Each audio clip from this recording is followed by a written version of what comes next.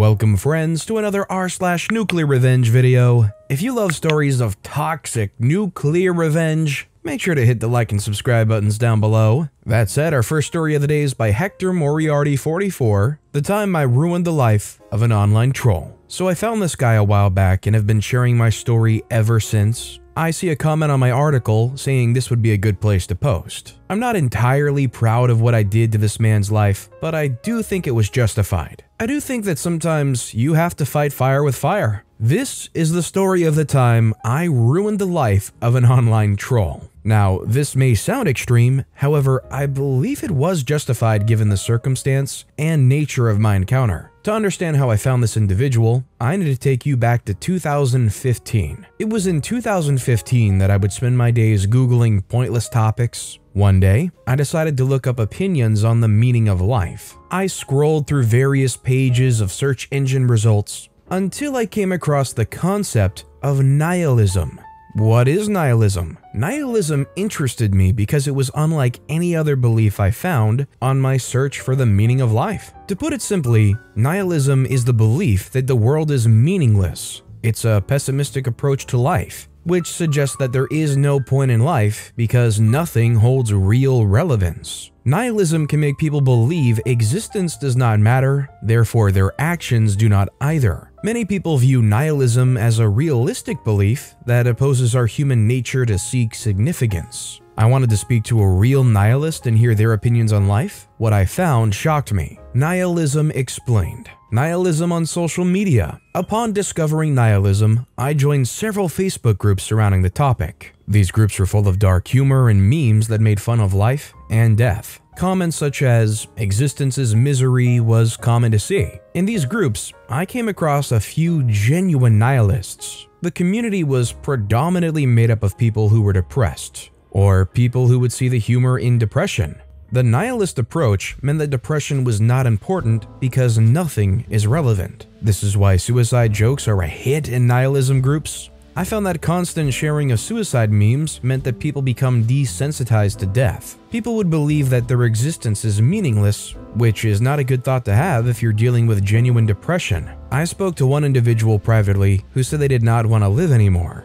They told me, "The world is not real, but my sadness is. The world is not real, but my sadness is." This made me realize that nihilism and depression are a bad combination. I reassured this person and told them they were important. A few months later, I went to get in touch to see how they were getting on, but I discovered that their Facebook account had vanished. Encountering the troll. Fast forward to mid-2016, and I get a Facebook notification from one of the nihilist groups. It was someone seeking genuine advice to harm themselves. They said they wanted their end to be peaceful, but they were scared. Upon checking the comments of the post, I noticed one person advising them to run into an oncoming train, as this would be painless and fast. The person giving the advice was a troll whose life I went on to ruin. For the remainder of this post, I'll refer to the troll as Nigel to protect identity. At the time, I thought that Nigel was being edgy for the sake of it, but this was not the case. I thought back to the time when I spoke to the person who told me their sadness was real, but the world was not. The fact that they had disappeared off social media gave me goosebumps. I assumed that the worst had happened, and this could become a reoccurring story in this group.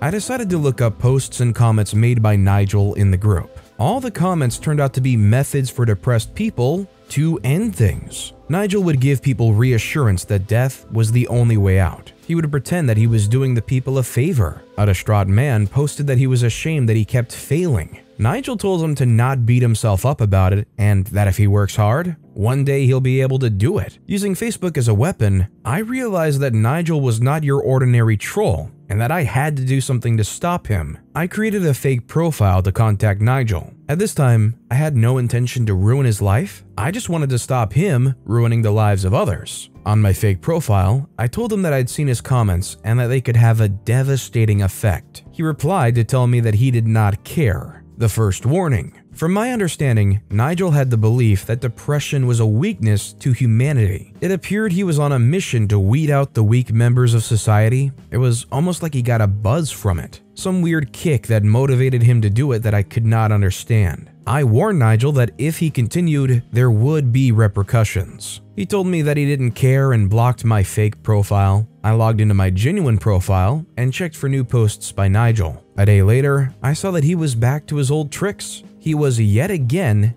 giving harmful advice to another mentally tortured soul. The second warning. Nigel had made a crucial mistake by not setting his Facebook profile to private. I was able to see every post that he had ever made, as well as the friends that he had. Nigel was a family man and made it clear on Facebook how much his wife meant to him. I decided that I would give Nigel his second warning. This time I would make it more personal. This time I wanted to put the fear into him. Within 10 minutes, I was able to find Nigel's home address. I decided that I would write a letter to his address. This letter was handwritten to add a personal touch. On the envelope, I addressed the letter to his wife's name so that he wouldn't be able to simply brush it under the carpet. The letter read the following: "Your husband continues to encourage people to end things online. He provides methods of ending things for depressed people, and he must be stopped. Could you please let him know that this is his final warning? I will be watching." The letter was sent with the intention to make Nigel stop doing what he does. I thought that this would be the only way that I could get through to him. The more I thought about it, the more I felt guilty that his wife may be living in fear. This was something I did not take into consideration initially. My mission to stop Nigel clouded my thought. However,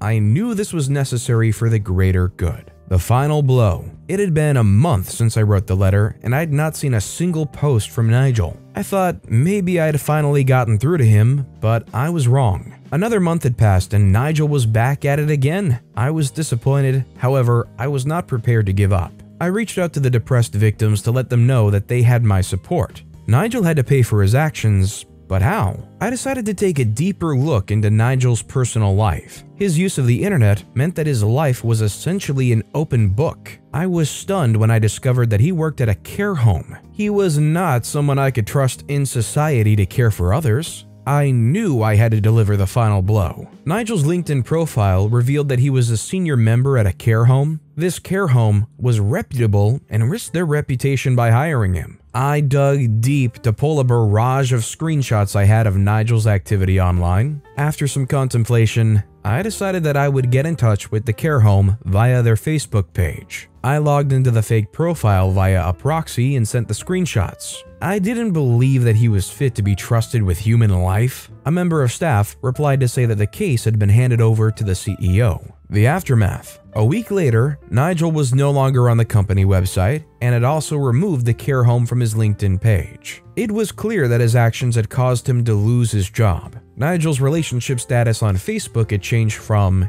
"in a relationship" to "it's complicated." In almost an instant, he had lost his job and damaged his relationship with his family. Nigel had completely stopped posting on Facebook and eventually shut his Facebook account down. This guy's life was turned upside down, and it all stemmed from his actions online. I have comfort in knowing that he'll never encourage it again. Everybody has the right to an opinion, but nobody has the right to prey on the vulnerable. Do I feel guilty? Of course. But then I remember all of those people that he sought to destroy. This man was in a position of care. What if my actions had saved the life of someone? It's these thoughts that make my guilt fade away. In your honest opinion, do you think what OP did here was actually enough for Nigel? I don't know the country that this takes place in, but if it was the US, should OP have tried to report them to some kind of police or official body? Do you think this guy is even going to stop, even though he shut down his Facebook profile, lost his job, and probably his relationship too? Let me know what you guys think in the comments down below. And our final story of the day is by I Signed Up Cause of Arslish. Man gets his car crushed by not paying his repair bill. Not my story, but my father's. Took place in the early 2000s. He's a master mechanic who can literally work on any car, foreign or domestic. He's teaching me right now, and it's an honor to learn from him. He's always run his own independent repair shop almost as long as I can remember. And he told me this story recently that just seems perfect for this sub. So this guy comes in with a pretty nice Chrysler convertible to get his transmission fixed. He had to remove the transmission, disassemble, and rebuild it. Pretty long process, but it's no problem. After a day's work, he calls the customer up, says his car's ready, and reminds him of the agreed upon price of about $1,200. The guy said he could only pay $600 then, and he'd have to get back to him on the rest. Now, this isn't out of the ordinary. Where we live, most people aren't exactly wealthy, and my dad's a nice guy. He single-handedly supported 4 kids and a wife, so we weren't exactly rich. It's not uncommon for people to pay in installments. He doesn't charge interest or fees or anything, just tries to do what's right. The guy pays half his bill, and with the promise of paying the remaining amount in a few weeks, he leaves with his car. About 2 months pass, however, and the guy hasn't paid. Hadn't even contacted my dad about any issues or to say something like he lost his job or something. So my dad calls him up and asks when he thinks he'll be able to pay the rest of his bill. And I kid you not, this is how the convo went. Dad said, "Hey, this is placeholder name. I was wondering when you'll be able to pay the rest of your bill." Guy says, "Oh, yeah, about that. I'm not paying it." Dad, surprised, says, "What? Is something wrong with the car? If something went wrong, I'll take care of it." The guy said, No, the car runs great. I'm just not gonna pay you." Dad says, "What? Why?" The guy says, "Well, I have the car now, so I don't see any reason to pay you." They went back and forth a bit before my dad realized it was pointless and decided to enact some sweet revenge. He calls up a local towing company and gives them the guy's address, license plate, and care description, and tells them to tow the vehicle to the county recycling center. He then calls up the recycling center and said, "Hey, you're gonna be getting a Chrysler convertible, license plate so-and-so from so-and-so towing. When it gets there, I want you guys to crush and recycle it." And so they do. Car was crushed and recycled. The next day, the guy shows up to my dad's business, furious, and with the state patrol. My dad explains the entire story, and the cops tell the guy that, technically, the vehicle was moved, not stolen. The recycling center received recyclable goods and not stolen property, and now the car no longer exists as it's been recycled, and thus was not a criminal matter, but a civil one. So the guy sues my dad, and once again, my dad explains the entire story. And amazingly, the judge says the same thing as the troopers and dismissed the case. It sounds almost unbelievable because it just seems so illegal. But if a judge rules in his favor, it's gotta have some merit by a technicality or something. Granted, this was maybe 15 years ago, so the laws could have changed since. But god darn, the guy gets his car crushed simply because he chose not to pay the remaining repair bill and wanted to take advantage of someone's kindness. I don't think it's too big of a shock that this guy who wasn't well off paid whatever they could, took the car, and with no incentive to come back, tried to flake on it. That said, and OP kind of pointed this out, but I find it so incredibly hard to believe that this story actually took place. I know that's kind of like a faux pas to kind of point out whether a story is real or fake, but you're telling me that your dad had somebody else's car towed to a recycling center, crushed and recycled, and they got off scot-free? I know the guy owed OP's father another $600, but that's not cool. That's not okay.